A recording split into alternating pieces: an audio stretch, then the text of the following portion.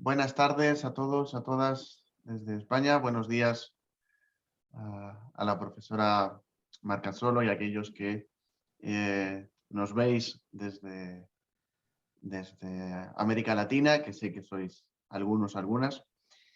Bienvenidos, bienvenidas a una nueva actividad, a un nuevo seminario del Centro de Investigación para la Gobernanza Global, centro adscrito a la Facultad de Derecho, y seminario que está especialmente dirigido a los estudiantes del máster universitario en estrategias anticorrupción y políticas de integridad y a los y las estudiantes del doctorado en Estado de Derecho y Gobernanza Global.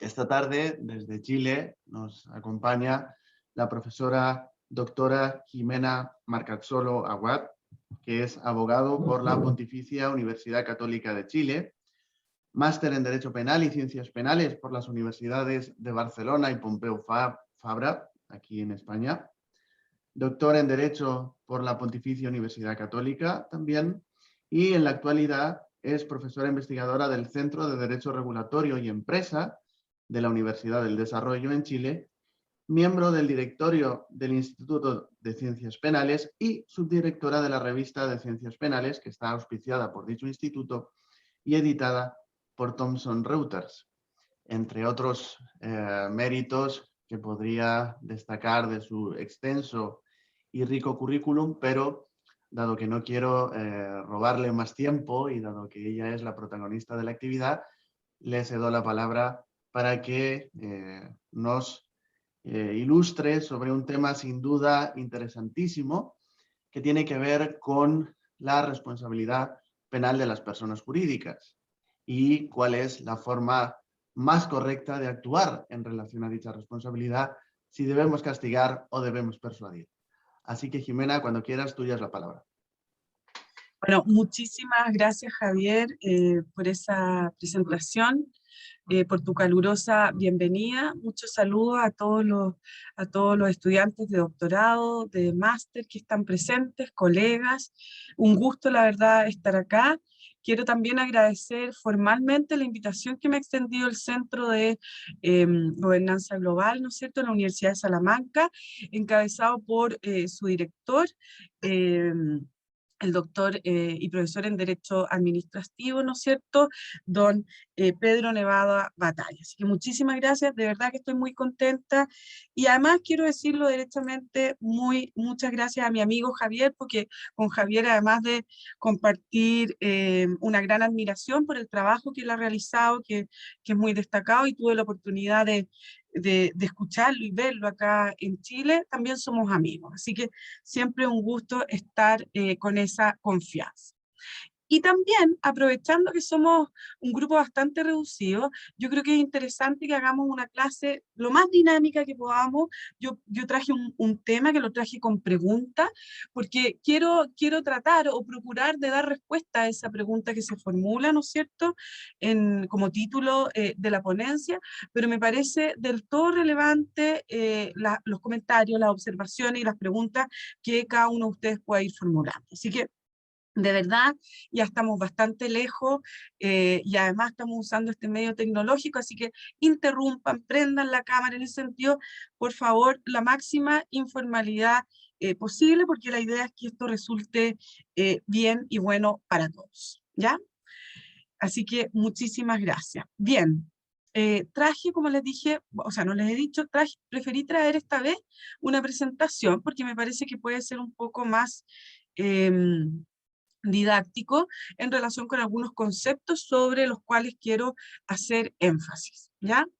Bueno, como se puede apreciar y como se convocó para esta conferencia, el tema es persuadir o castigar en materia de responsabilidad penal de las personas jurídicas. Es un poco, pues, puede ser un poco provocativo, puede uno considerar por qué se va a hacer la pregunta sobre el castigo o la persuasión si estamos hablando de responsabilidad penal, siendo, ¿no es cierto?, el sistema de derecho penal, como se le clasifica dentro de los sistemas punitivos, un sistema de luz roja, ¿no es cierto?, un sistema de legalidad donde la flexibilidad es, no está tan presente en relación con la selección de herramientas.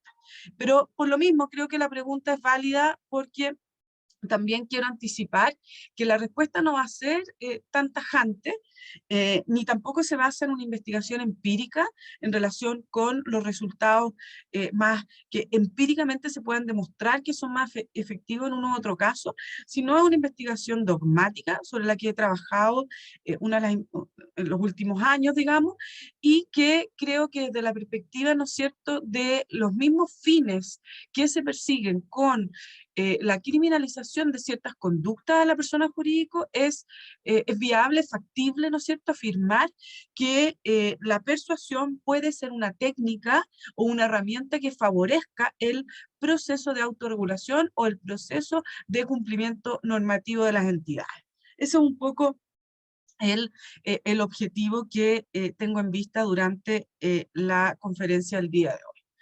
Por un tema de orden, los temas que pretendo poder tratar, y el primero es un poco más general y es de contexto para que conozcan cómo funciona la responsabilidad penal para las personas jurídicas en el sistema chileno. Va a ser algo muy breve, pero en todo caso tampoco va a ser tan novedoso para ustedes, porque Chile, ¿no es cierto?, también se basa en el sistema italiano, tiene influencia, anglosajona, y también siempre se miró a España, que si bien claro, tenemos dos reformas, además de las consecuencias accesorias, tenemos dos leyes importantes en esta materia que modificaron el Código Penal español. De todas maneras, y la última es más semejante a la nuestra, de todas maneras el desarrollo en estos temas en España, en términos de discusión doctrinaria, es ampliamente superior a lo que ocurrió en Chile. Así que vamos a ver ese como el punto 1. Segundo, autorregulación y responsabilidad de la persona jurídica. La idea es un poco explicar cuál es el vínculo, ¿no es cierto?, cómo se vincula la autorregulación con este sistema de responsabilidad para las entidades. Tercer lugar, ya derechamente adentrarnos al tema de las medidas punitivas, persuasivas, y cómo son ambas, o cómo ambas son herramientas para el proceso de autorregulación.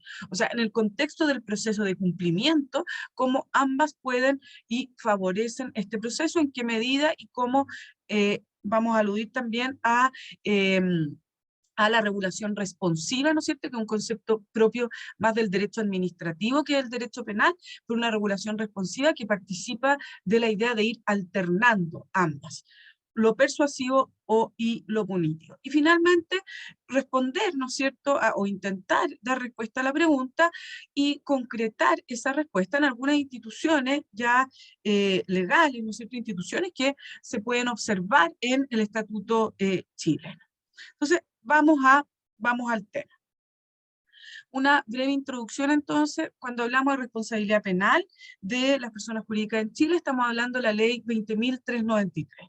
Esa ley es relativamente nueva, es del año 2009, y si nosotros revisamos la jurisprudencia, los casos que se han dado en esta materia son bastante pocos, no superan la veintena, lo cual uno podría sacar algunas conclusiones también en relación con que en general la utilización de esta ley es para casos que revisten cierta relevancia en general, o aquellos casos que por algún motivo de vinculación con los delitos cometidos por las personas físicas se han hecho muy patentes en el proceso penal y por tanto comienza el proceso paralelo, ¿ya?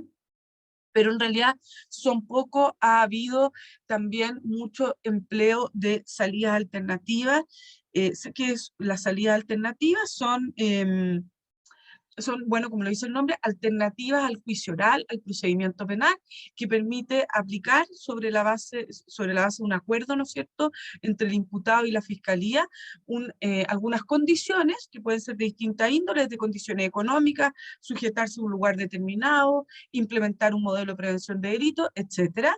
Pero se establecen ciertas condiciones, y una vez cumplidas esas condiciones, la persona queda exenta de responsabilidad penal. Entonces, en Chile, los casos tenemos condenas y tenemos suspensiones condicionales, que es similar a lo que también ocurre, por ejemplo, en Estados Unidos con los acuerdos de no persecución o de persecución diferida.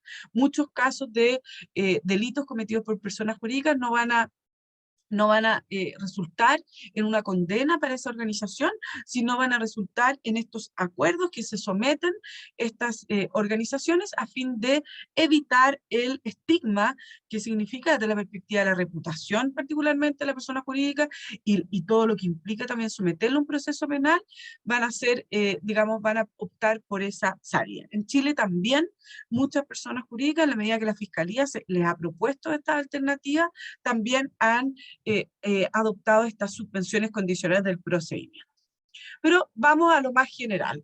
La tramitación de la ley chilena, como yo les decía, una ley del año 2009, de diciembre del 2009, es una ley que tiene una tramitación récord, 9 meses. Y ustedes me preguntarán por qué, porque los congresistas saben todo y pueden hacer todo de manera automática. La respuesta es no. Había una finalidad utilitaria atrás, esto que es que Chile quería ingresar a la OSD. Para Chile era muy importante y había una de las convenciones, específicamente la relativa a cohecho de funcionarios públicos extranjeros, que tenía una recomendación, y era que los países debían establecer sanciones proporcionales, disuasivas, ¿no es cierto?, y eficaces respecto de las organizaciones o las personas jurídicas. Lo que no decía esa convención es que aquellas sanciones tenían que ser penales, pero finalmente en Chile se decantó por esa opción, pero, insisto, sin mayor debate, por lo tanto, no se dio toda la discusión que pudimos ver en otros países, como el vuestro, por ejemplo, en el que hay una gran cantidad de literatura que se dirige, ¿no es cierto?, a dar respuesta a la pregunta de societates delinquere non potest o no, y habiendo, ¿no es cierto?, argumentos y a favor y en contra. En Chile se hizo de esta manera por una razón bastante utilitarista, se tramitó en este plazo récord y finalmente nos encontramos con esta ley. Cuando como señalé, el año 2009. Ahora, hay varias críticas que se pueden hacer a esa ley, pero en términos generales uno podría observar que se tomó en consideración modelos que en general están bastante legitimados en el mundo. Y eso yo creo que fue bueno, en orden a que en general y sin perjuicio de varias críticas que se le pueden hacer a la ley, en general es una ley que tiene lo necesario, digamos, para, tanto desde la perspectiva penal como desde la perspectiva procesal, para instalar esta responsabilidad. Claro, ahora ya mirando en un 2.0, quizá una necesidad de mejorar algunas instituciones, es distinto, pero al menos para empezar uno puede decir que funciona. Ahora, una de las cuestiones interesantes, ¿no es cierto?, y que siempre es objeto de discusión en esto, tiene que ver con el catálogo, porque hay, por ejemplo, ustedes saben, el sistema anglosajón se rige por el sistema de sin catálogo. Esto quiere decir que las personas jurídicas responden por los mismos delitos que las personas físicas. En el caso italiano, en el caso español y en el caso chileno hay un catálogo. La diferencia es la mayor amplitud o la mayor restricción de aquel catálogo. Nosotros partimos con un catálogo muy tímido, ¿no es cierto?, lo podríamos denominar de esa manera, de solamente 3 delitos, que era el lavado de dinero, el cohecho y el financiamiento del terrorismo. ¿Por qué? Porque si ustedes se fijan, esos 3 delitos están muy vinculados a cumplimientos también internacionales, a delitos que existe una preocupación global, ¿no es cierto?, a nivel global, de que sean objeto de persecución. Pero hoy esa realidad ha ido cambiando, se ha ido ampliando este catálogo a otras figuras penales. Todavía falta mucho, ¿no es cierto? Uno extraña todavía delitos de estafa, por ejemplo, delitos tributarios, que ustedes son delitos fiscales, me parece que les denominan, aduaneros, etcétera, que debieran estar porque son muy típicamente cometidos, ahí no sé si... hay yo soy mala para leer el chat, pero si quieren hacer una pregunta, hablen, yo no tengo, o sea, de verdad, hagámoslo bien informal. Entonces, Alén, si tienen una pregunta, me interrumpe y la podemos ir contestando de inmediato. Alén y todos los que están acá presentes, ¿ya? No hay ningún problema. O sea, no, porque podemos tratar de interactuar algo. ¿Javier? Jimena, si quieres, bueno, ya que has dado paso, te leo la que había hecho Allen en el chat. Perfecto, sí, sí. Dice: hola a todos. Jimena, dada tu invitación a la informalidad, ¿en qué casos se dan los supuestos de suspensión condicional del proceso puntualmente? Muchas gracias por la pregunta, Len. En el caso chileno, básicamente lo primero es que no deben existir antecedentes penales, o sea, debe ser una persona que no sea reincidente. Hay requisitos también que tienen que ver con la penalidad. No, la pena no puede superar ciertos márgenes que estamos dentro del ámbito de los simples delitos. O sea, las infracciones más graves no admiten esta suspensión. Y eso sí es pena en concreto, no es pena en abstracto, por lo tanto ahí se puede hacer todo el juego de las atenuantes y las agravantes en relación con el marco legal y abstracto, ¿no es cierto? Y lo más importante probablemente es que ese acuerdo, ¿no es cierto?, para suspender el procedimiento debe contar con el apoyo del Ministerio Público y del imputado, porque acá el tema... En Chile existe un sistema oral desde el año 2000, un sistema adversarial, acusatorio, y se considera que existe un derecho al juicio oral. Por lo tanto, aun cuando la suspensión condicional es una alternativa al juicio y por ende una alternativa a la pena, el imputado tiene el derecho al juicio oral. Y por eso es tan importante que ese imputado renuncie y acepte de manera voluntaria someterse a esta suspensión condicional del procedimiento. No sé si, Alén, con eso doy respuesta a tu pregunta.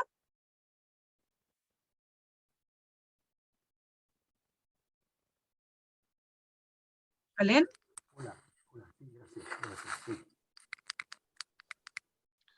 Bueno, si quieres, Jimena, continúa Bueno, continúo. Bien. Entonces, sigamos con lo relativo a esta ley, ¿no es cierto? Yo les decía que este catálogo se ha ido ampliando con el tiempo, pero al día de hoy todavía tenemos muy pocos delitos. Estamos hablando de, no sé por qué no puedo avanzar. Ahí sí. De 16 delitos. Yo ya les había comentado, influencia, ¿no es cierto?, claramente el decreto legislativo, el 231 italiano, que es del 2001, es bastante antiguo, también del sistema norteamericano. Hay un trabajo que yo siempre se los doy a mis alumnos, también hago clase en un máster acá, cuando vemos estos temas de la americanización del derecho penal, que es de un profesor español, Adán Nieto, que además tiene una monografía fantástica sobre el tema de la responsabilidad penal de las personas jurídicas, y en esa monografía él hace referencia a ese fenómeno, a cómo algunos, los derechos, ¿no es cierto?, como nuestro derecho penal, que es de raigambre europea continental, ¿no es cierto?, se ha visto influenciado por este derecho anglosajón, y hay algunas materias en las que especialmente esto ha ocurrido. Una de ellas es justamente esta, responsabilidad penal de las personas jurídicas. Entonces no nos extraña que en este aspecto también la ley chilena tuvo influencia del sistema norteamericano. Ahora, en Chile la responsabilidad se fundamenta en un defecto de organización. Bueno, hay discusión en relación con dónde ubicamos ese defecto de organización, si lo ubicamos al momento del reproche o de la culpabilidad, lo ubicamos en el tipo, ¿no es cierto? Pero lo que no hay discusión es que hay una reproche a la persona jurídica que tiene que ver con la manera como se organizó, cómo gestionó, ¿no es cierto?, sus riesgos penales, y por eso el artículo 3º, que hace referencia a esta responsabilidad, alude y es similar a lo que dispone el 31 bis español. Hay una infracción de los deberes de dirección y los deberes de supervisión, es decir, la persona jurídica debió haber, ¿no es cierto?, gestionado y debió haber cautelado los riesgos en relación con ciertas personas relacionadas, no lo hizo y por lo tanto va a responder penalmente de manera acumulativa la persona física y la persona jurídica. Y en el caso chileno, además, hay otros requisitos que tiene que ser un delito del catálogo, porque fuera del delito del catálogo rige todavía el adagio, ¿no es cierto?, societatis delinquere non potest. Debe haber un interés o un provecho para la persona jurídica. Este es un típico elemento que proviene de los sistemas vicarios, más que lo de culpabilidad, pero en el chileno está, en el español también.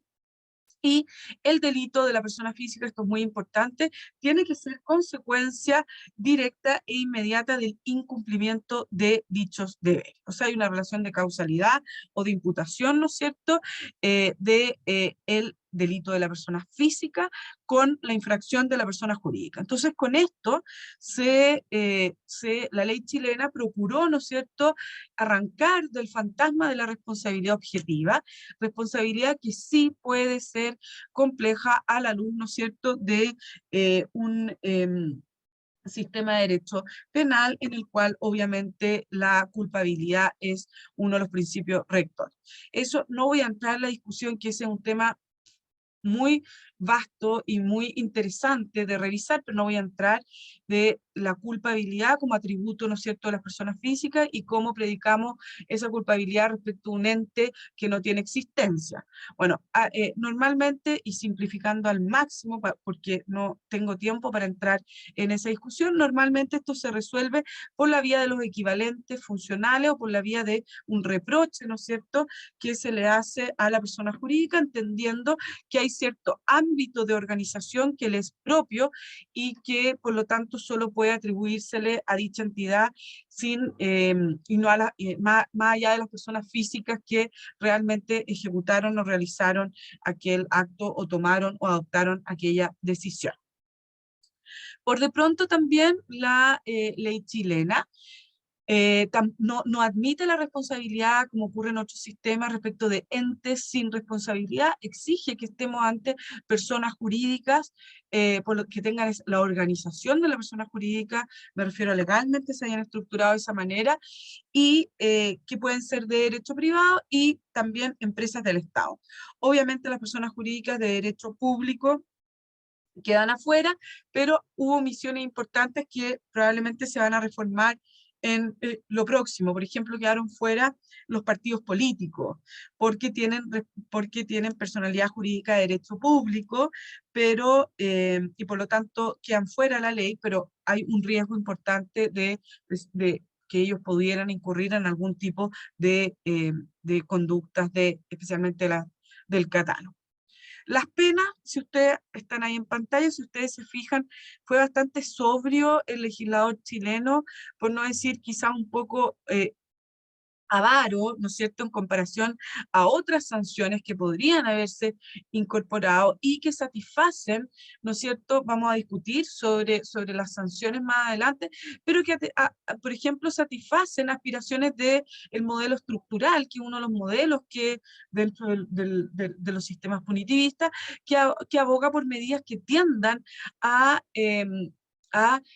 preocuparse de junto con castigar, rehabilitar o favorecer que exista una mejora en el proceso de autorregulación de esa persona jurídica. Mientras que algunas de estas otras penas que ustedes pueden ver ahí en la diapositiva, no necesariamente van a favorecer dicho proceso. Por lo menos queda claro que en los eventos de disolución y cancelación es aquello difícil porque la persona jurídica deja de existir. Por tanto, respecto de esa persona, sin perjuicio de los efectos que pueda tener desde la prevención general intimidatoria, pero en relación con otras personas jurídicas, pero respecto de esa persona jurídica es poco lo que va a poder hacer porque simplemente la disolución o la cancelación equivale a la muerte, ¿no es cierto?, de dicha organización. Bueno, avanzando también para ir ya al tema mismo de la ponencia, en Chile también hay una discusión si hay responsabilidad derivada, vicarial, propio, mixta. En general, los autores se decantan, la discusión así menos que lo que ocurrió con España con sus respectivas modificaciones al Código Penal, porque existe cierto consenso en orden a que la responsabilidad comparte algunos elementos de la mixta, toda vez que requiere como presupuesto, ¿no es cierto?, un hecho cometido por una de las personas físicas relacionadas, le hace los dueños, los controladores, representantes, personas que ejerzan administración, etcétera, y que van a estar vinculados a la persona jurídica, y también se requiere acreditar el defecto de organización, es decir, que esa persona jurídica no cumplió, no condujo adecuadamente sus riesgos, y por tanto va a responder penalmente. También se da la opción de que si la persona jurídica adoptó con anterioridad a la comisión del delito un modelo de prevención de delitos que resulte eficaz, ¿no es cierto?, que resulte eficaz, podrá exonerarse de dicha responsabilidad. Es una cuestión de que va a tener que determinar el juez en el caso concreto. Ahora, por ejemplo, hace poco tuvimos un caso muy importante que estaba involucrado incluso un miembro del Congreso chileno, un senador de la República, fue condenada la persona jurídica y fue condenado el funcionario público y el gerente de la empresa. Y en ese caso, que es interesante, si quieren después yo se los puedo enviar, tiene como 3.000 páginas la sentencia, pero la parte de la persona jurídica son entre 600 y 700. La parte interesante es que discute, justamente es el primer caso que tenemos acá en el que se discute qué debemos entender por un modelo de prevención de delitos que sea eficaz. Porque en el caso de esa empresa tenía el modelo, pero se consideró que no satisfacía este criterio de eficacia. Y esto es importante porque en un principio, al menos cuando surgió acá la ley, yo no sé si esto pasó en España, pero muchos abogados ofrecían el servicio de hacer modelos de cumplimiento, hacer modelos de compliance, pero en realidad eran modelos genéricos, abstractos, digamos, que no estaban hechos a la medida. Era una suerte de decir, cumplo con el checklist y con eso la persona jurídica queda libre de todo riesgo. Lo cierto es que eso no es así, ya obviamente la doctrina lo había anticipado, pero quedó demostrado, ¿no es cierto?, también con esta sentencia, porque el tribunal analizó derechamente cuáles eran los elementos de este modelo de prevención de delitos, si eran reales, si eran eficaces y si por tanto podía realmente evaluar o valorarse que la gestión que había realizado la persona jurídica había permitido o no gestionar adecuadamente sus riesgos. Entonces, eso también fue sumamente interesante. Ahora, ya entremos directamente a la pregunta. No nos olvidemos cuál es la pregunta de esta conferencia. Es, en materia de responsabilidad penal de las personas jurídicas, ¿se castiga, debemos preferir el castigo o debemos preferir la persuasión? Y como yo les anticipaba, la respuesta no es tan tajante como la pregunta parece indicar. Pero, para entender esto, y como les anticipaba al principio, ¿no es cierto?, de la discusión, es importante primero comprender qué es la autorregulación. Ahora, el concepto de la autorregulación, cuando cuando nosotros lo estudiamos, ¿no es cierto?, en el pregrado, etcétera, es un concepto que viene del derecho administrativo, no es un derecho que venga del sistema penal, lo cual es un argumento a favor de aquellos que creen que la responsabilidad de las personas jurídicas es realmente administrativa más que penal, y debiera ser regulada en ese sentido.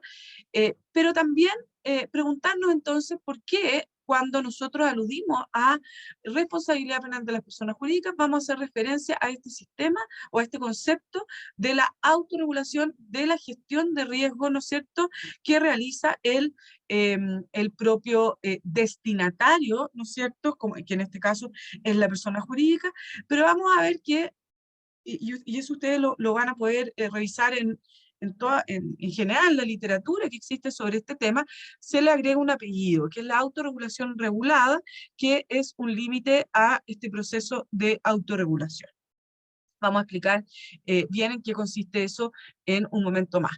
Pero, ¿qué es la autorregulación? Lo primero, ¿cuál es la relación que tiene con la responsabilidad penal de las personas jurídicas? La persona jurídica o la sanción, la criminalización de ciertos delitos en relación con las personas jurídicas se vincula con la autorregulación. O dicho en otras palabras, las personas jurídicas se castigan con la finalidad o con el objetivo de que éstas se autorregulen. La amenaza de pena, ¿no es cierto?, la existencia, la posibilidad de ser castigado penalmente es una motivación y tiene por finalidad que éstas se autorregulen. Y eso, por ejemplo, vamos a ver que queda muy claro en los modelos de prevención de delito. El modelo de prevención de delito, o ustedes le denominan modelo de organización y prevención, me parece que es justamente una hipótesis de autorregulación y que motiva que las empresas o que las organizaciones, que las personas jurídicas se autorregulan, justamente la circunstancia de que este proceso de autorregulación puede permitirles evitar ser sancionados en el evento de que alguna persona física relacionada incurra en alguna de las figuras penales del catálogo, ¿ya? Entonces, si la relación, por lo tanto, es muy fuerte y es muy relevante, y por tanto es necesario entender qué es esto de la autorregulación. Y acá uno puede recurrir a una profesora, ¿no es cierto? Ella es española, de Girona, me parece, y ella tiene su tesis doctoral justamente sobre la autorregulación. Y ella cuando define, ¿no es cierto?, qué se entiende por autorregulación, ella dice, mire, primero la regulación como concepto, ¿no es cierto?, normalmente ha estado vinculado a la administración del Estado, tiene que ver con ciertas actividades que despliegan los órganos de la administración para asegurar, ¿no es cierto?, la adecuada satisfacción de un orden público y de la seguridad de los ciudadanos. Por lo tanto, si uno observa el concepto de regulación con autorregulación, parecen distintos. Incluso uno podría decir que son contradictorios, porque mientras la regulación parte, ¿no es cierto?, de la administración, la autorregulación es generada o es realizada por el destinatario, ¿ya? Entonces, ahora, sin embargo, esta observación, son o no conceptos opuestos, puede ser bastante matizada, porque la autorregulación también puede concebirse como una modalidad o una forma de regular, dado que el Estado y los individuos al día de hoy se relacionan de una manera distinta de cómo tradicionalmente eh, se concebía en materia de derecho administrativo. Por lo tanto, en realidad la autorregulación no es el opuesto a la regulación, sino es una modalidad de la regulación que se caracteriza, ¿no es cierto?, porque el destinatario es quien eh, imprime o participa, gestiona, ¿no es cierto?, esa regulación. Arroyo también en España dice, bueno, existen distintas situaciones, ¿no es cierto?, que pueden dar lugar a este proceso de autorregulación. Y en materia de compliance penal, por ejemplo, es evidente o se puede apreciar con bastante claridad en los modelos de prevención de delito, son hipótesis de autorregulación en que el propio destinatario, ¿no es cierto?, eventual destinatario de una sanción penal, es también destinatario y tiene que asumir la gestión de sus riesgos penales, amenaza, ¿no es cierto?, de que en el evento, como decía anteriormente, que alguna de las personas físicas relacionadas con esa organización, en el caso que cometan algún delito, podría llegar a ser castigada la persona física y la persona jurídica, ¿ya? Entonces, ahora, también, ¿qué significa la autorregulación para el sistema de derecho penal? Para el sistema de derecho penal tiene que ver con gestión de riesgos penales, es decir, las personas jurídicas, ¿no es cierto?, en su actividad, por ejemplo, si una empresa en su actividad productiva genera riesgos de distinta naturaleza, y esa parece que hay una pregunta en el chat. ¿Cuál es la profesora de Sí, parece que en la diapositiva anterior tenías Darna una... Culeta? Ah, La voy a, si quieren anotar, yo les puedo dejar después, ahí está el nombre, no sé, Alén, puede ver, la tesis doctoral, la puede, creo que sí, no recuerdo exactamente el nombre de voy la a tesis, pero buscar. se lo puedo, pero es autorregulación y algo más. No recuerdo exactamente, Alén, pero puedo quedar con esa tarea. De hecho, la tengo por ahí, ¿ya? Así que se la puedo mandar incluso a Javier, ¿ya? No recuerdo exactamente el nombre. De nada, Len. Bien, estamos dos láminas más adelante, ¿no es cierto? Ahí, está medio, a ver, ahí. estábamos acá. Entonces decíamos que el concepto de autorregulación es muy importante para la responsabilidad penal de las personas jurídicas, porque tiene que ver, ¿no es cierto?, con esta gestión de riesgos penales, para lo cual la persona jurídica tiene que mirarse a sí misma.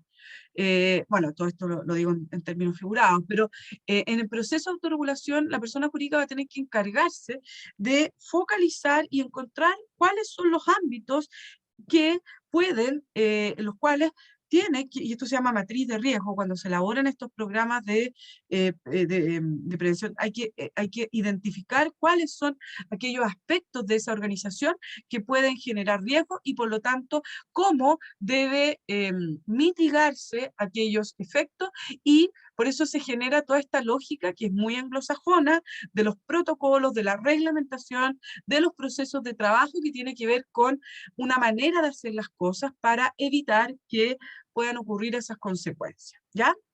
Y el proceso de autorregulación de esta gestión de riesgos penales se va a hacer, y por eso hablamos de autorregulación regulada, ese apellido, ¿no es cierto?, que aludíamos anteriormente, se va a hacer dentro de un marco que fija el Estado, ¿ya? O sea, el Estado, la legislación estatal, ¿no es cierto?, establece ciertos estándares, ciertas formas de comportamiento a través de una legislación sectorial, no solamente penal. Por ejemplo, cuando el Estado regula aspectos medioambientales, cuando regula aspectos tributarios, etcétera, también toda esa legislación debe tenerse, que debe tenerse en consideración al momento de gestionar su riesgo. Por lo tanto, lo que hace el privado, en este caso, lo que hace el destinatario, ¿no es cierto?, de ese proceso de autorregulación es identificar esos riesgos y buscar cumplir con la legislación estatal y establecer su propia, ¿no es cierto?, reglamentación interna que va a permitir, ¿no es cierto?, llevar adelante este proceso de manera exitosa. Y esto es lo que nosotros conocemos como programas de prevención de delitos, modelos de organización y de prevención, como se denominan en el sistema español, que va a cambiar el nombre un poco más, un poco menos, pero es lo mismo, está directamente vinculado con este concepto de autorregulación. Luego, entonces, también en España, Nieto también hace referencia a esta autorregulación, él también tiene trabajo sobre este tema. Arroyo, hay un libro muy bueno que trata este tema desde la perspectiva administrativa, desde la perspectiva penal, incluso desde el derecho laboral, que es Autorregulación y Sanciones. Y ese libro... ahí también está el artículo, lo digo porque Alén estaba haciendo la pregunta, ahí también está el artículo de Arroyo y de Nieto sobre esto. Pero en definitiva, entonces, Nieto lo define, dice que esta autorregulación es una modalidad de regulación a distancia en que el Estado, ¿no es cierto?, entrega a los privados la gestión de estos riesgos, pero dentro de un marco que se ha establecido. Es decir, no es que simplemente el privado pueda hacer todo lo que quiera, digamos, no, sino que tiene un marco estatal, y por eso, acá hay otra discusión que es muy interesante, que tampoco tengo tiempo para hacerla, sobre la legitimación de funciones públicas a privados. ¿Es legítimo hasta qué punto? Y más cuando estamos aludiendo de alguna manera, al ius puniendi estatal. Pero ahí sí que no alcanzo a meterme en ese punto, pero también si a alguno le interesa, tengo algo sobre ese tema, después me pueden mandar, podemos dejar, para no molestar a Javier, puedo dejar mi correo electrónico, después me escriben y yo les puedo mandar esa información, ningún problema, encantado. Bien. Todo esto nos lleva a este concepto de regulación, autorregulación regulada o self-enforcement regulation, que básicamente tiene que ver con gestionar riesgos penales de modo tal de prevenir los delitos.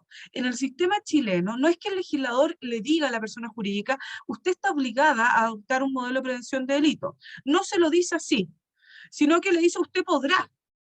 Pero si no lo hace, sabemos que si no tiene ese modelo y una persona comete un delito, podría eventualmente ser sancionada de manera acumulativa con esa persona relacionada física que cometió el delito al interior de la organización. Ahora, en el caso chileno, es posible exonerarse no solamente cuando se tiene el modelo propiamente tal, formal, establecido y con todos los requisitos que define el artículo 4 de la ley 20.393, sino que también, y esto incluso lo ha declarado la Fiscalía en sus instrucciones, es suficiente con que la organización haya adoptado medidas, ¿ya? O sea, puede estar formalizado en un modelo, pero puede adoptar medidas. Obviamente, desde la perspectiva de la prueba, es mucho mejor tener un modelo, porque obviamente la escrituración y la implementación del modelo va a quedar más demostrada a través de un sistema más definido, ¿no es cierto? Pero en todo caso es importante tener presente que no es así. Gómez Jara también, desde España, explica por qué dentro de todas las discusiones que se dan en esta materia de la autorregulación y esta modalidad de regulación a distancia, dice, bueno, el motivo también, o por qué se genera, o por qué en los últimos años ha tomado tanta importancia la autorregulación, es porque con el tiempo, y esto también lo trabaja en España Esteve, con el tiempo, ¿no es cierto?, la sociedad postindustrial se ha ido complejizando, los riesgos para el aparataje estatal son cada vez más difíciles de identificar, incluso de regular, porque obviamente la tecnología, ¿no es cierto?, la ciencia avanza con una rapidez que hace que el Estado se quede atrás, ¿no es cierto?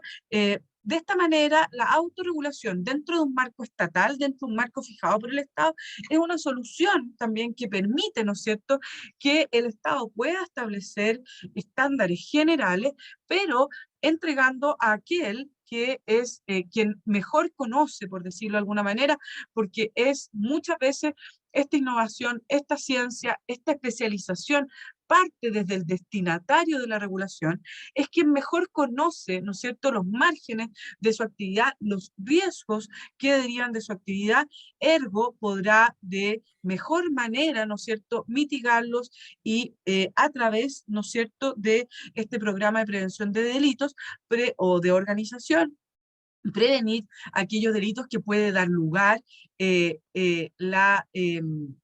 la persona jurídica en el modelo que estamos refiriendo.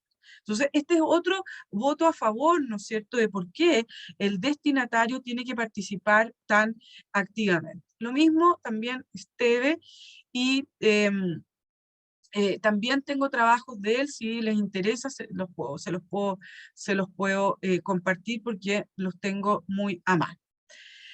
Dicho todo esto, y volvamos a la pregunta, en materia de responsabilidad penal de las personas jurídicas, ¿debe primar la persuasión o debe primar el castigo? Volvamos a la pregunta y ahora volvamos a el concepto de autorregulación.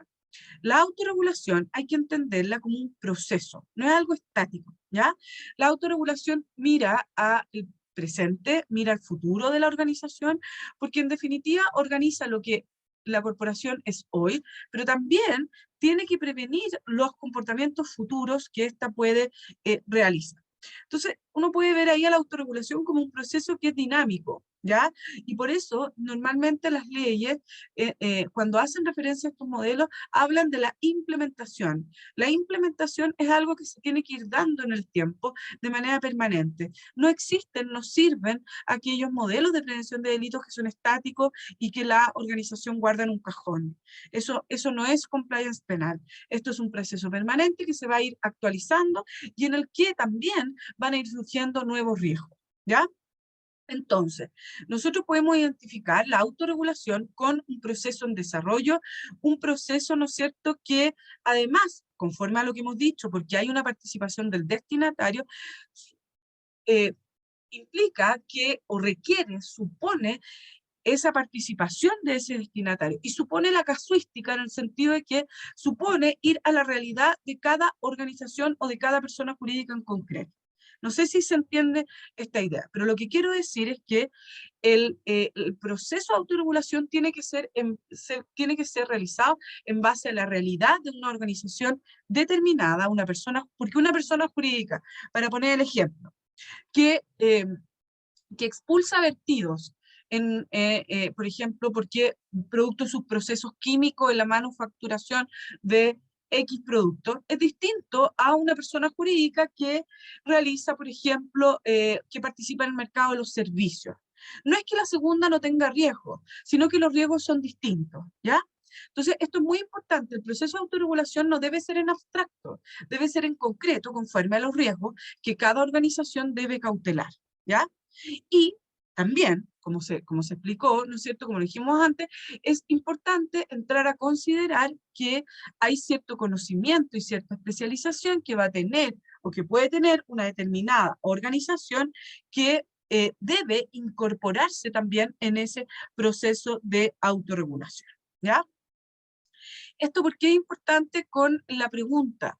Porque vamos a ver, al momento de darle respuesta a la pregunta que estamos resolviendo, ¿no es cierto?, en esta conferencia, la pregunta, cuando alude a la persuasión, vamos a ver que el proceso persuasivo, como nosotros entendemos la persuasión dentro de un concepto, una regulación responsiva, ¿no es cierto?, que alterna el castigo y la persuasión, supone, ¿no es cierto?, supone necesariamente cierto involucramiento del individuo en concreto con su realidad.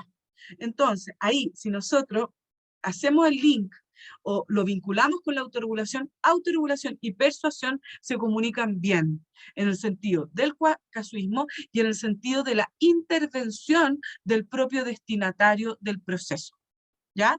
Y eso, estoy adelantando, vamos a seguir el orden en todo caso, pero estoy adelantando la parte de la posible respuesta. Y por eso es tan importante entender bien cuál es el concepto de la autorregulación y cuál es la relación de esta autorregulación con con la responsabilidad penal de las personas jurídicas. Y esto ya lo mencionamos, ¿no es cierto?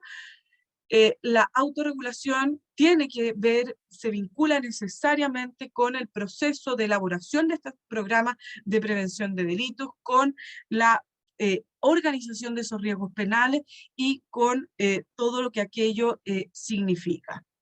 En el caso de Chile, como les decía, no es obligatorio, el artículo 4, donde se aluda a estos modelos de prevención de delitos, no se dice todas las personas jurídicas tienen que tenerlos y no tenerlos conlleva una infracción. Si una persona jurídica no tiene su modelo, no pasa nada.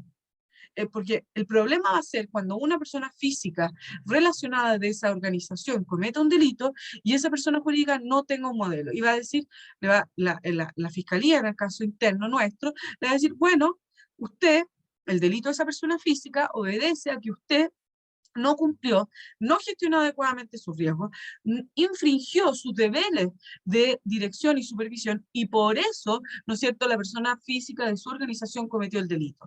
Ergo, usted y la persona física ambas van a responder penalmente, ¿ya? Ahora, pero insisto, este modelo debe ser real, no es un modelo de papel que se guarda en un cajón de la empresa. Entonces, ¿cómo, dado todo este marco, ¿no es cierto?, que estamos planteando, cómo promovemos la autorregulación? En el entendido, ¿no es cierto?, que la autorregulación es una modalidad de la regulación, pero que realizan los privados a distancia y que es un proceso, ¿no es cierto?, en el que es participativo, en el sentido de que necesariamente tiene que estar comprometida la entidad que va a ser regulada. Entonces, nosotros, la pregunta, ¿cómo promovemos la autorregulación? Normalmente desde el derecho penal, las respuestas, ¿no es cierto?, se dan desde la perspectiva de los modelos punitivos, ¿no es cierto? La respuesta, la pena frente a la infracción, se responde normalmente a través de un modelo punitivo. Y, en cambio, la pregunta es si en este ámbito, en el ámbito de las personas jurídicas, es posible también dar respuesta a ese proceso de cumplimiento, ¿no es cierto?, de las organizaciones a través de la persuasión. Ya no solo del castigo, sino también involucrar a la persuasión. Para eso, obviamente, vamos a dar un concepto de persuasión para que se pueda entender. Yo no sé si hasta acá hay alguna pregunta, comentario o seguimos. En el chat Sí, Alén, si efectivamente autorregulación se identifica con la persuasión como método de respuesta para el ámbito de las personas jurídicas. Eso es lo que vamos a, Alén, muy incumbente, ¿no es cierto?, muy apropiada su pregunta, es lo que voy a procurar dar respuesta ahora. Ahora, la respuesta no va a ser tan tajante como la pregunta aparenta, ¿ya? Porque en realidad es necesario, vamos a ver que va a ser necesario alternar lo punitivo. Lo solo persuasivo en sí mismo, vamos a ver que quizás que no va a generar la motivación del cumplimiento, porque la amenaza de pena, ¿no es cierto?, va a ser aquello que provoca, ¿no es cierto?, que va a generar esa motivación en la organización a persuadirse, ¿ya? Pero la persuasión vamos a ver que especialmente una vez ya cometido el delito, también puede ser una herramienta muy adecuada para que aquella organización también decida, ¿no es cierto?, enmendar su rumbo, por decirlo de alguna manera, ¿ya? Una persona jurídica infractora, ¿no es cierto?, que ya cometió, que ya estamos en el ámbito de la responsabilidad penal, ya fue, ¿no es cierto?, cometido el delito por la persona física relacionada, es siempre, y esa es la pregunta, ¿siempre debemos reaccionar con lo punitivo? ¿O hay casos en que, bajo estas hipótesis, ¿no es cierto?, podemos responder con lo persuasivo? ¿Es mejor castigar o es mejor persuadir? Y esa pregunta, Alén y a todos los que están presentes, creo que hay que responderla, la respuesta que la demos, la debemos dar desde la autorregulación.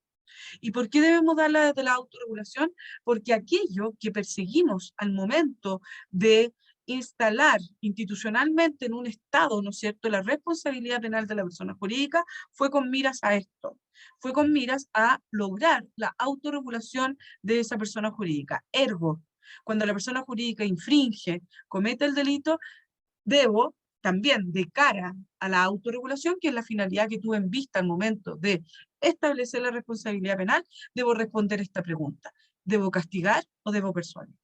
¿Ya? No sé si con eso le queda hasta acá claro la pregunta, Len, sin perjuicio de que todavía no la hemos respondido del todo. ¿Alen? Tengo abierto el chat, ¿sí? Perfecto. Seguimos entonces. Es Alen, ¿no es cierto? Bueno, si estoy pronunciando mal, le pido disculpas, pero está pronunciando bien su nombre. Entonces, dado este análisis, ¿no es cierto? Hay una pregunta. Julio Emilio Marco Franco. Persuadir implica poder aportar algo más. Penar limitará al cumplir sin aportar nada. Esa es un poco la tesis, sí, totalmente, Emilio. La idea de persuadir es efectivamente decir, bueno, si al final yo lo que realmente quiero como Estado, ¿no es cierto?, al recurrir, ¿no es cierto?, al sistema de derecho penal, que es de última ratio, ¿no es cierto? Si ya recurro al sistema de derecho penal porque me es absolutamente relevante que las organizaciones, que las personas jurídicas anticipen sus riesgos penales, prevengan los delitos, bueno, también si al momento ya de la infracción puedo encontrar un modelo, una herramienta que sea incluso más efectiva que la pena, ¿debo preferirla o no debo preferirla? Y lo que usted, Julio, pone ahí en la lámina, está muy vinculado con lo que vamos a decir adelante. Así que, bien, gracias. Sigo entonces, seguimos en, hay otra pregunta me parece, vale, ahí, Alén, vale más prevenir que castigar, dice Alén. ¿Cómo encajar la persuasión en un sistema que está normativizado como los nuestros? Muy buena pregunta, también Antonio, muy buena pregunta. Y la respuesta, por eso el punto cuarto de la ponencia es buscar instituciones, porque estamos en un ámbito, el derecho penal, es un ámbito que uno puede denominar de luz roja, ¿no es cierto? Nosotros nos regimos por un principio de legalidad y por lo tanto no es posible, ¿no es cierto?, realizar actuaciones sin más. Pero lo que es posible, Antonio, y eso es lo que yo he procurado hacer durante la investigación, es buscar instituciones que dentro del sistema penal y el sistema procesal penal admitan una lectura con clave de persuasión, ¿ya? ¿Qué quiero decir con esto? O sea, obviamente desde la institucionalidad penal, porque no podríamos hacerlo de otra manera, pero incorporar esta mirada persuasiva que a veces va a significar buscar una alternativa a la pena. No sé si se entiende, Antonio, lo que, lo que lo que estoy tratando de explicar. Sí, bien. Pero se va a entender mejor cuando, perfecto, gracias a Len y gracias Julio y Antonio, los tres. Se va a entender un poco mejor cuando veamos los ejemplos, ¿ya? Eh, de nada, gracias a ustedes. Bien, sigamos para ir avanzando. Entonces, tercer punto, medidas punitivas o persuasivas. Estrategia punitiva, ¿no es cierto? Esta estrategia nosotros la conocemos bien en materia del sistema de derecho penal. La amenaza de pena, ¿no es cierto? En este caso puede cumplir, ¿no es cierto? Desde la perspectiva de la prevención, ¿no es cierto? De delito, un rol, ¿no es cierto? De evitar, de disuadir a las organizaciones de cometer delitos. ¿Ya? Ahora, las estrategias punitivas se basan, vamos a ver que hay dos modelos. Esta discusión se ha dado principalmente en el sistema anglosajón, donde también ellos obviamente tienen toda una discusión respecto a las teorías de la pena, como las tenemos nosotros, pero ellos tienen una fuerte influencia, especialmente en el modelo económico, de lo que nosotros conocemos como el Law and Economics o el análisis económico del derecho. Y desde la perspectiva de, ustedes saben, acá están todos los trabajos de Becker, Posner, ¿no es cierto? Eh, eh, lo que básicamente apunta el análisis económico del derecho, y más en personas jurídicas, porque pensando en personas jurídicas, principalmente aquellas que son corporaciones o son organizaciones con fines de lucro, lo cual no necesariamente es cierto, porque también hay personas jurídicas sin fines de lucro que podrían incurrir en responsabilidad penal, pero desde la perspectiva del modelo económico, ¿no es cierto? Es súper interesante como ellos lo plantean. Ellos dicen, la organización, la corporación especialmente, es una organización racional, es una organización, ¿no es cierto?, que va a procurar siempre obtener beneficios, ¿no es cierto? Tiene fines de lucro, por lo tanto, frente a la comisión del delito, el delito se va a cometer solo en aquellos casos en que cometer el delito le traiga mayores ventajas que los perjuicios que le genera, ¿no es cierto?, la realización del delito. Es decir, hay un análisis de los costos y de los beneficios de delinquir, ¿no es cierto? Cuando cometo el delito, cuando tengo mayores ventajas que beneficios, ¿ya? Entonces, para este sistema, o para dentro de la estrategia punitiva, aquellos que participan del modelo económico dirán que la pena óptima, que la pena por excelencia es la pena de multa. ¿Por qué? Porque la pena de multa permite cuantificar, ¿no es cierto?, los costos del delito, permite cuantificar incluso en relación con los costos para la administración, para implementar las penas, permite o sea, en ese sentido, ahorrar ese gasto que se genera para la administración, pero además una multa permitiría disuadir a una determinada persona jurídica de cometer un delito cuando el costo, ¿cierto?, ¿no es cierto?, de delinquir sea más alto que el beneficio que le reporta el delito. Los problemas de esta teoría los trabaja también un autor norteamericano, Coffey, y un paper que es del año 82 también, que también se los puedo enviar, lo tengo muy a la mano, y él dice, la multa genera ciertos problemas, ¿no es cierto?, que son muy... que demuestran que no es la pena óptima. Y ahí yo les puse algunos. Primero, los costos la empresa, dependiendo la cantidad de la multa, puede efectivamente asumir ¿no es cierto?, a la multa como un costo del delito y por lo tanto no verse disuadido. Es decir, la multa es una externalidad, por llamarlo en términos económicos, de la actividad que realiza una determinada organización y esa organización puede asumir esa externalidad como un costo más. Por lo tanto, no genera otro efecto en la persona jurídica y no se logra con aquello la disuasión. Se asume como un costo. Segundo defecto es la deterrence trap, así lo llama Coffey, o la trampa de la disuasión. Y dice que Coffey, aquí lo que él dice es, mire, ¿sabe qué? Cuando se fija una multa, esa multa puede ser tan alta, tan gravosa, que en definitiva a lo que lleguemos es no a disuadir a la organización de cara a delitos futuros, sino directamente a generar la insolvencia de la organización. Y la insolvencia de la organización no me va a permitir enmendar ningún comportamiento futuro porque simplemente esa corporación desaparece. ¿Ya?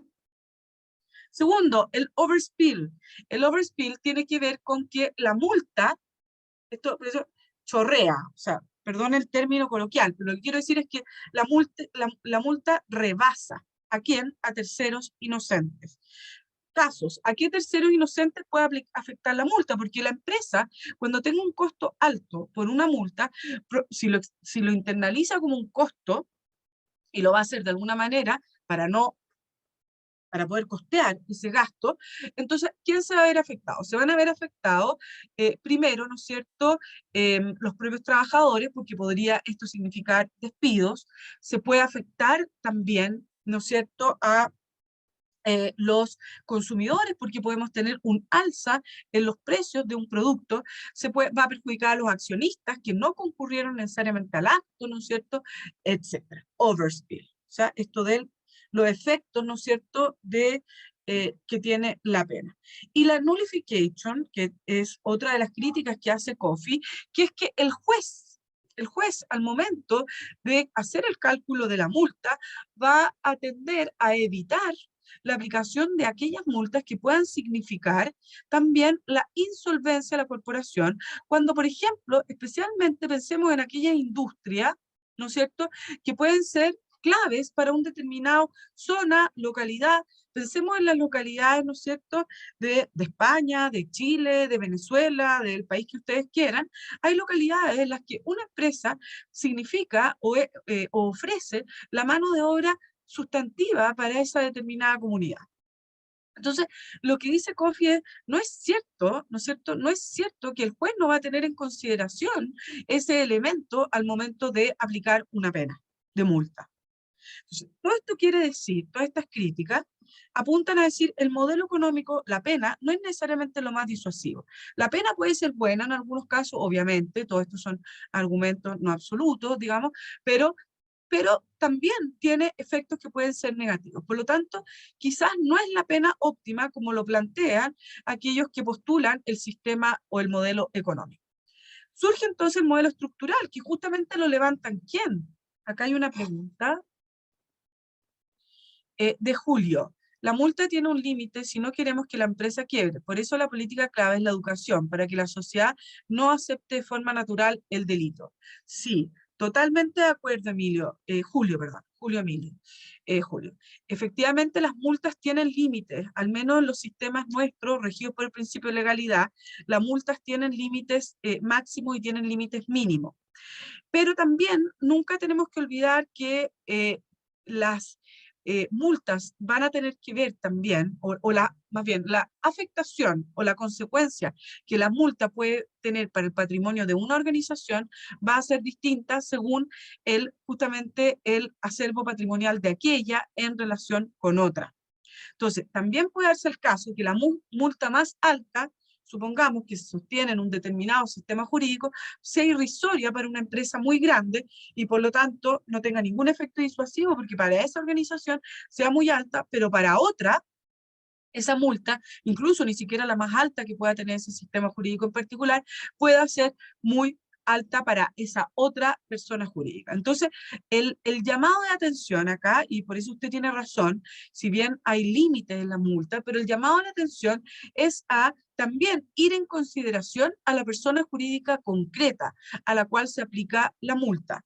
Y en el caso chileno, por ejemplo, hay una disposición que permite que la aplicación de la pena, o sea, le da cierta flexibilidad al juez dentro de un marco de legalidad, pues era lo que nos preguntaba también ante Antonio.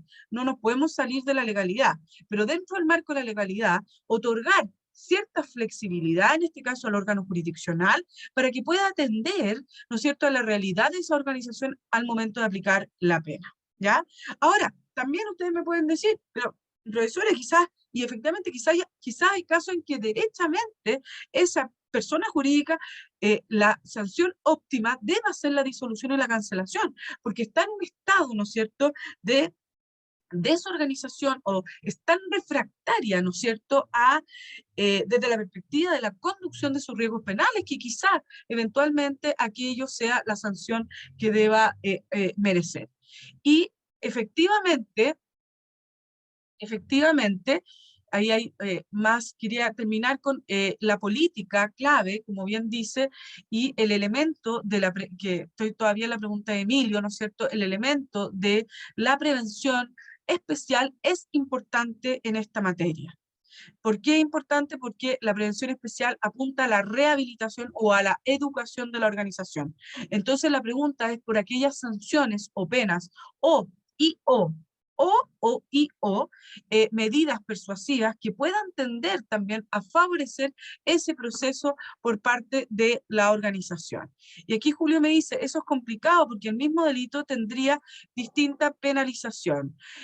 No, porque estamos hablando de penas que están establecidas en la ley, en abstracto, lo que no se, y siempre cuando se aplica una pena, el juez tiene que atender al caso, ¿no es cierto?, concreto, y tiene que hacer un juego de las atenuantes y del agravante para de esa manera llegar a la pena, a la sanción óptima. Acá Alen también pregunta si la estrategia de persuasión es una modalidad de potenciar la autorregulación, incluso esta puede orientarse a incrementar medidas restaurativas. Exacto, bien, bueno, esa es la tesis que se sostiene en esta investigación. Incorporar elementos de la justicia restaurativa, que, ¿no es cierto?, van un poco más allá de los límites que tradicionalmente, ¿no es cierto?, usamos en materia de derecho penal. Pero todo esto dentro del contexto de, obviamente, un sistema donde rige el principio de legalidad. Sigamos entonces para entender un poco más. Decíamos que Coffey, ¿no es cierto?, este autor, frente a los postulados del análisis económico del derecho, de la Escuela del Análisis Económico del Derecho, hace estas críticas que estábamos viendo y se genera este modelo estructural. Y este modelo estructural, ¿qué es lo que hace? Dice, mire, busquemos sanciones para las personas jurídicas que permitan evitar estos efectos negativos, estas externalidades, estos efectos perjudiciales que tienen las penas de la pena de multa. ¿Y por qué se llama modelo estructural? Porque las penas lo que van a perseguir es modificar la estructura de la organización. No sé si se entiende.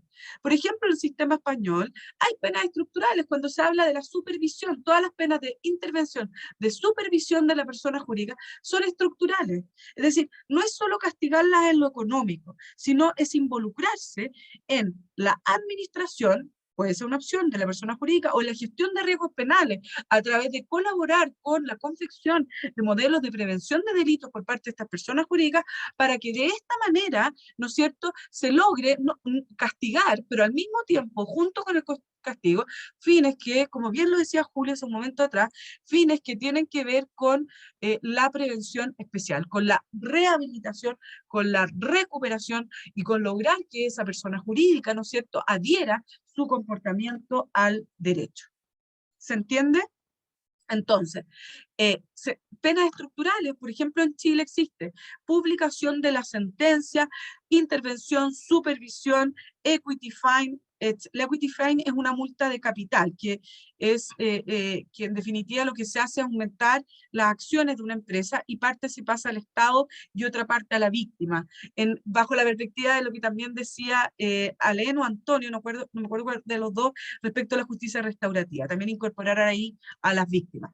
Entonces, ya para ir cerrando, porque son las 11:15, que tengamos un tiempo de discusión. Autorregulación, entonces, tiene que ver con, ¿no es cierto?, fundamental, se relaciona con las personas jurídicas, tiene que ver con este proceso de gestión de riesgos internos. ¿Cómo logro la autorregulación? Desde la perspectiva punitiva, están los modelos económicos, los modelos estructurales, las finalidades se pueden ahí ir identificando, ¿no es cierto?, con mayor énfasis en algunas sanciones que respecto de otros. Hay autores que derechamente aluden a la pena o la finalidad de la pena en materia de responsabilidad penal de las personas jurídicas, como la prevención general positiva, restablecer la vigencia del derecho. Bien, ahí me pone Julio, en el mismo sentido. Tenemos un ejemplo claro, delito ecológico del medio ambiente. ¿Qué es mejor, sancionar y obligar a restaurar o promover que este tipo de delito sea repudiado por la sociedad? Bien. Vamos entonces ahora a dar respuesta, ¿no es cierto?, a esta, no, perdón, antes. ¿Qué son las estrategias persuasivas? Las estrategias persuasivas lo que apuntan es a mejorar e incrementar el proceso de cumplimiento. Y esto porque la estrategia persuasiva permite otorgar mayor flexibilidad. Acuérdense, autorregulación, destinatario. Ahora, persuasivo, esto permite dar más flexibilidad porque apunta a la organización en concreto. Entonces, admite que la propia organización participe en este proceso de autorregulación. Acorde a las estrategias persuasivas, esto, si quieren leer de esto, los autores principales, la responsive regulation, autores como Brightaway, ¿no es cierto?, en Australia, y ha trabajado harto este tema. Básicamente una regulación responsiva considera que la manera de lograr el cumplimiento de la ley supone alternar medidas punitivas con medidas persuasivas. Ellos incluso dibujan la enforcement pyramid, que eso es la pirámide del cumplimiento. Entonces lo que ellos dicen es que para lograr, esto es más, insisto, esto es más propio del derecho administrativo, pero yo creo que en materia penal, y esa es la tesis de esta presentación, materia penal se pueden aplicar y se pueden leer las instituciones con clave de persuasión. Pero lo que dicen estos autores, más propio del derecho administrativo, dice hay una enforcement pyramid, ¿no es cierto? Entonces las infracciones tienen que ir siendo sancionadas de manera escalonada. Las más graves en la cúspide, y quizás las sanciones más graves pueden incluso importar la disolución, la cancelación de la persona jurídica. Pero en el proceso de cumplimiento, y ellos sí hicieron estudios empíricos, por ejemplo, para demostrar esto, el proceso de cumplimiento ellos demuestran que para lograr este proceso de cumplimiento hay que partir desde abajo. Y a veces, cuando, por ejemplo, va el inspector y saca la multa por la infracción laboral que no llevaba el libro en la empresa, quizás antes que la multa, es mejor educar.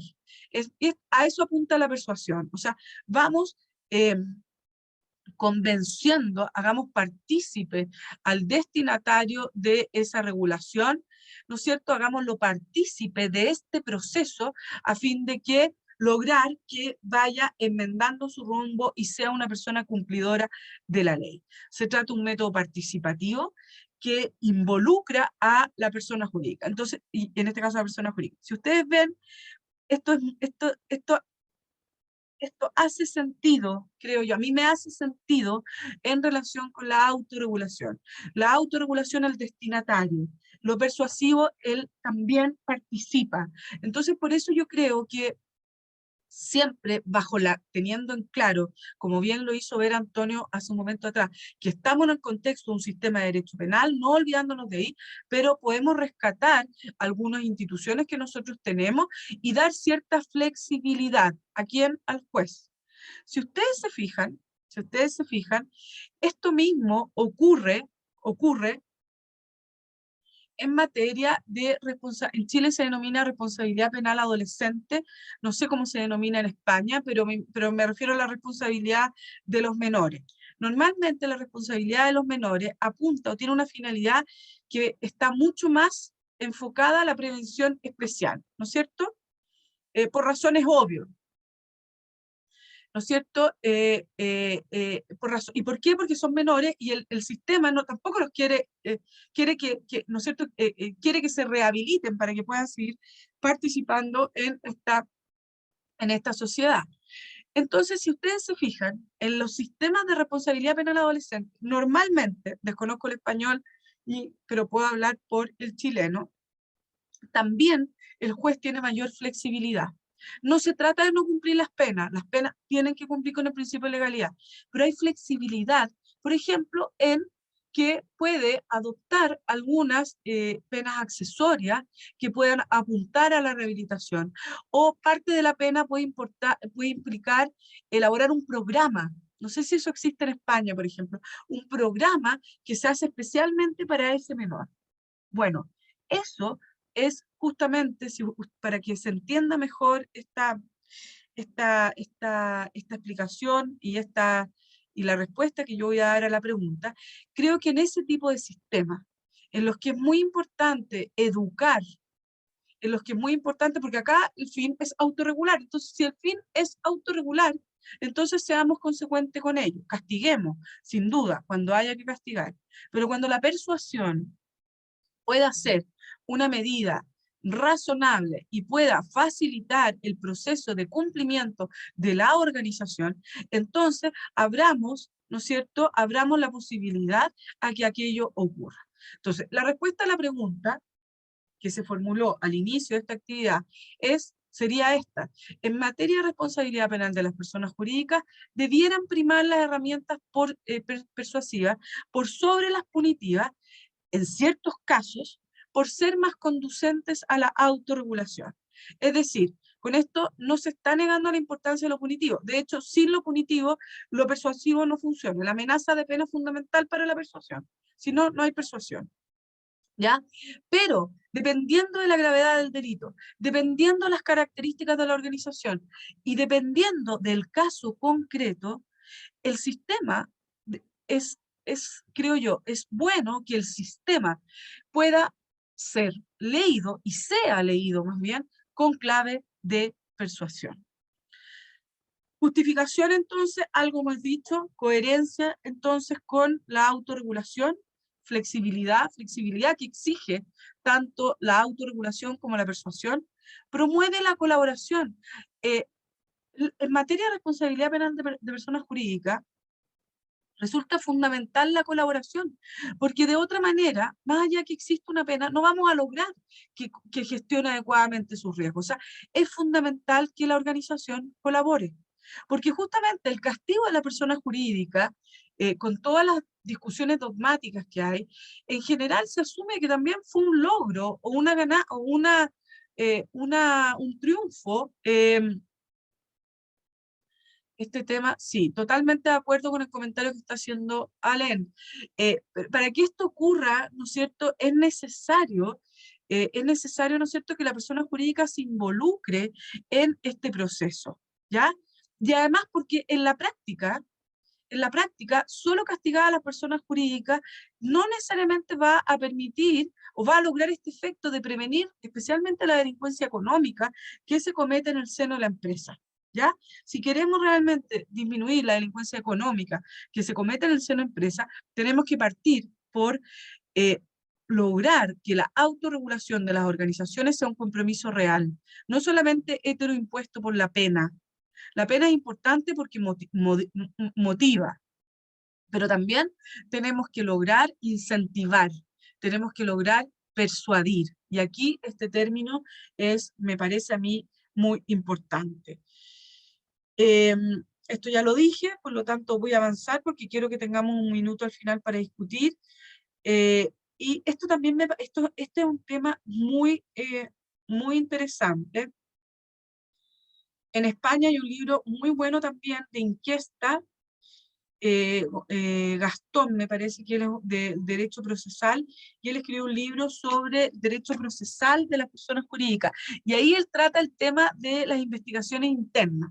El tema de las investigaciones internas, no sé, en España yo entiendo que también hay mucha discusión en relación con los estándares del debido proceso, cómo lo hacemos, etcétera, etcétera, y pero acá es muy importante justamente que el proceso persuasivo también apunta a un reconocimiento, apunta a una colaboración con las autoridades, a facilitar las investigaciones internas que se han realizado. Entonces, todo esto, leído desde la persuasión, es muy, creo yo, efectivo. Y yo les traje dos ejemplos, y uno es lo que decía Alén hace un momento atrás. ¿Cómo puedo aplicarlo en el sistema de derecho penal? Por ejemplo, en Chile existe para las personas jurídicas un atenuante de reparación del mal causado.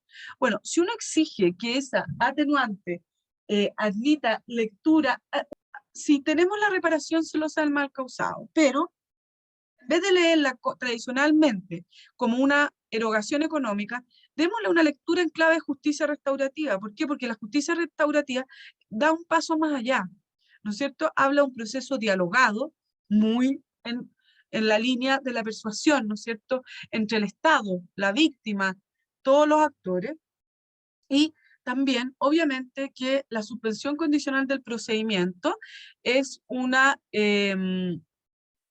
es también, ¿no es cierto?, una alternativa clara para que se pueda implementar, en vez del castigo, una suspensión con condiciones precisas, claras, elabore un programa de prevención de delitos, eduque a sus trabajadores. En Chile han habido casos así que han sido muy exitosos, como el caso Cerecita, una industria de pintura, en que créanme que la pena de multa habría sido mucho más lesiva, o sea, mucho menos lesiva, si uno lo quiere en términos del esfuerzo que significó para esa persona jurídica, que la suspensión condicional del procedimiento, la cual permitió que se implementaran un conjunto de medidas.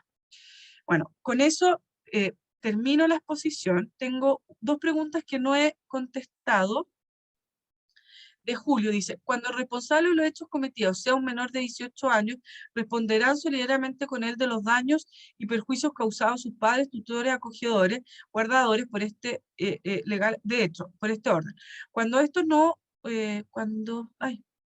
cuando esto no hubiera favorecido la conducta del menor con dolo o negligencia, su responsabilidad podrá ser moderada por el juez. Claro, acá tiene un ejemplo, por ejemplo, acá hay justo un ejemplo de flexibilidad, ¿no es cierto?, que otorga, entiendo, la ley de menores en el caso español. Estamos en la hora, Javier, te pido disculpas por haber terminado tan sobre la hora, pero al menos algunas preguntas las hemos podido contestar. No sé si existen más preguntas, yo quedo a disposición de todos ustedes. Muchísimas gracias, Jimena, por tan brillante exposición en la que has abierto muchos temas interesantes, algunos, es verdad, en paralelo a la regulación española, pero otros que resultan muy nuevos desde la perspectiva española y europea. Y bueno, te agradezco también el esfuerzo de síntesis, de claridad, para exponer tantos preceptos que no siempre resultan tan sencillos perdón, de contar, de clarificar, ¿no? Por lo que a mí respecta, darte las gracias, primero en mi nombre, como tú decías en tus agradecimientos, para mí es una satisfacción y un orgullo que una amiga como tú esté con nosotros esta tarde.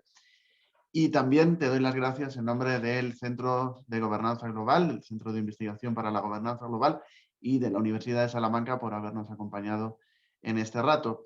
Yo no sé si alguno de los presentes tiene alguna pregunta más, además de las que ya se han ido formulando a lo largo del seminario.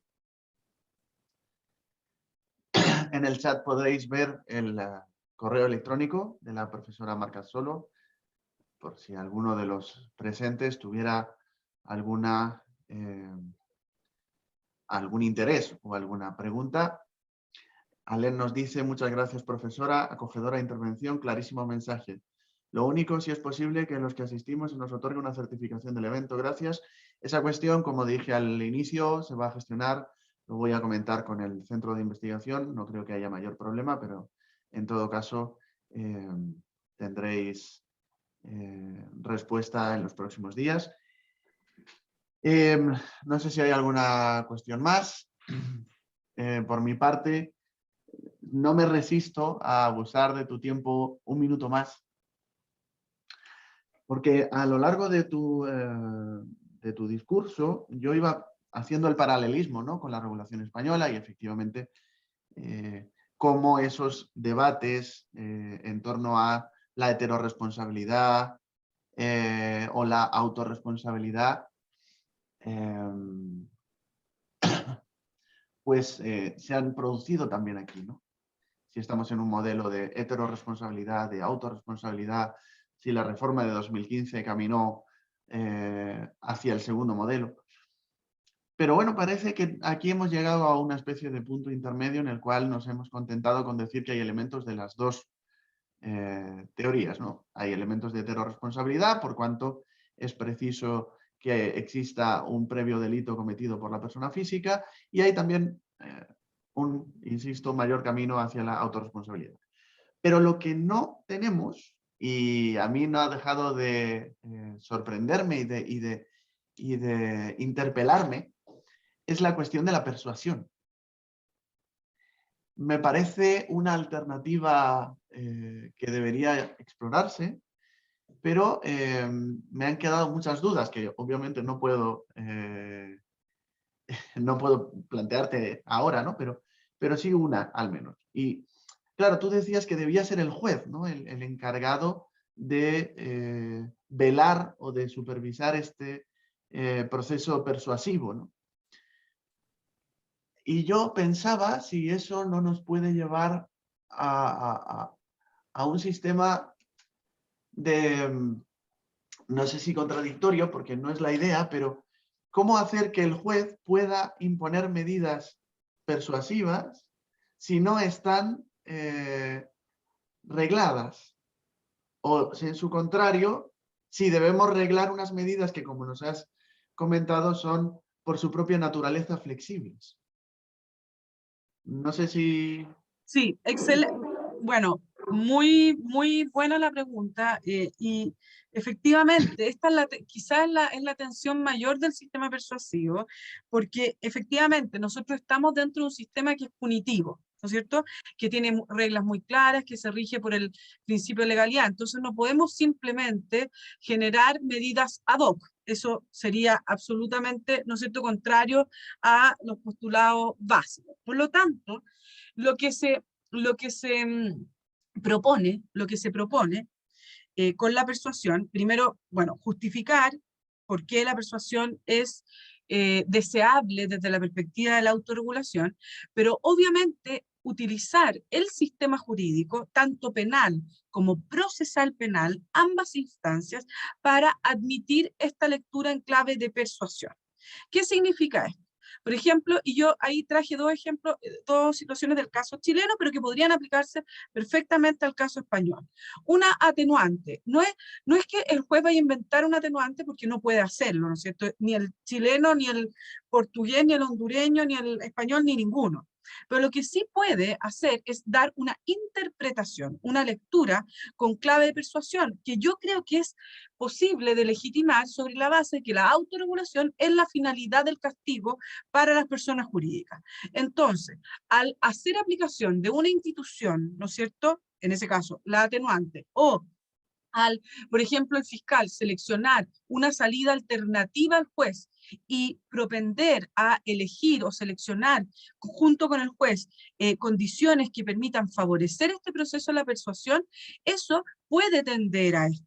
¿Ya? Entonces, no es que en ningún caso, porque obviamente eso sería imposible, no se puede plantear, ¿no es cierto?, dentro de un sistema de derecho penal que el juez cree medidas o elabore situaciones ad hoc, pero lo que sí se puede hacer es dar esta lectura. Y yo creo que esta lectura es muy relevante de acuerdo a todo lo planteado porque se alimenta y se justifica en la autorregulación. Esa es la respuesta. Y por eso yo dije, esta regulación responsiva, al final esto se toma de la regulación responsiva propia del derecho administrativo, pero al final lo que quiero decir es que nunca vamos a poder prescindir de la pena, porque estamos en un sistema punitivo. Entonces, no se trata de excluir la pena. Sí creo yo de buscar penas que tiendan a la autorregulación. Y ahí uno puede decir que el juez, al momento incluso de seleccionar una pena, debe buscar aquella que tienda a favorecer ese proceso. ¿Ya? A no ser los casos más graves, que efectivamente, porque hay personas jurídicas que uno puede decir, realmente en este caso, derechamente, esta persona jurídica es mejor inocuizarla, ¿no es cierto?, a través de la disolución o a través de la cancelación. No sé si con eso te respondo la pregunta, querido Javier. Sí, bueno, de hecho era lo que yo estaba elucubrando, ¿no? Pero en la medida en la que tú has trabajado y profundizado mucho más en estos temas, quería abusar, insisto, de tu generosidad Me para plantearlo encanta. aquí. No sé si hay alguna cuestión más, alguna pregunta. Creo que se insistió en respetar, debe estar regulado. Gracias. Bueno, entonces me despido. Les quiero agradecer a todos el haber estado presentes acá el día de hoy. Fue muy grato.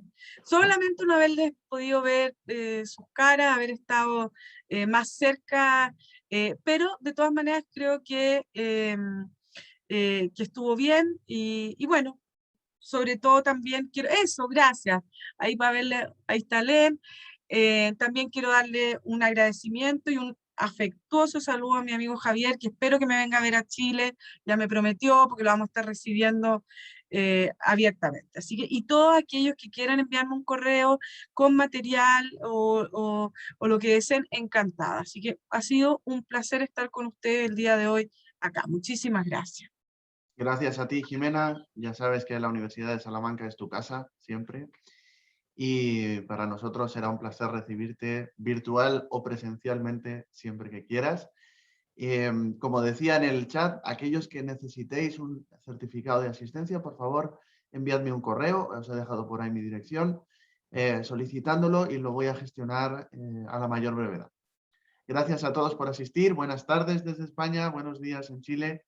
Nos vemos Chao. pronto en una nueva actividad. Chao. Gracias. Chao, chao. Muchas gracias.